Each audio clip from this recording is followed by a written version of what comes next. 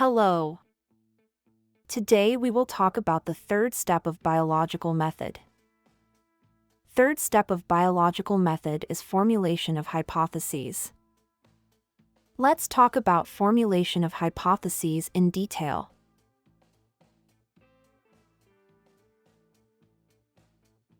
Observations do not become scientific observations until they are organized and related to a question.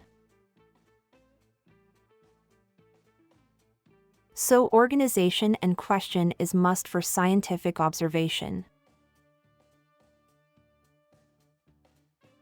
Biologist organizes his or her and others' observations into data form and constructs a statement that may prove to be the answer of the biological problem under study.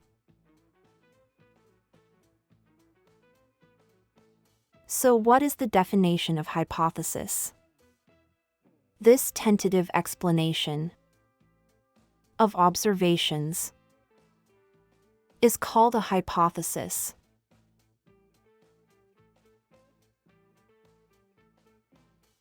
There is another definition of hypothesis, that is, hypothesis may be defined as a proposition that might be true.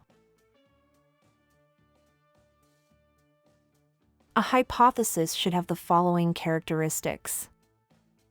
First is, it should be a general statement. Second is, it should be a tentative idea.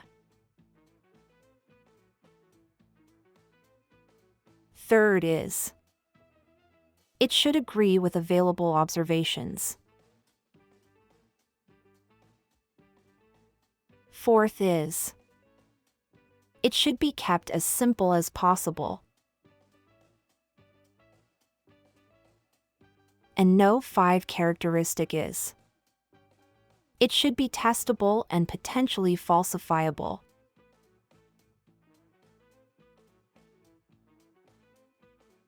In other words, there should be a way to show the hypothesis is false, a way to disprove the hypothesis. So what is necessary for the formulation of hypothesis?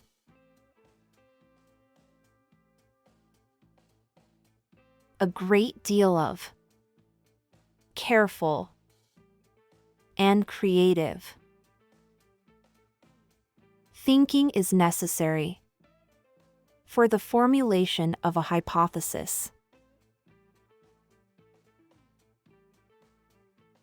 Biologists use reasoning to formulate a hypothesis.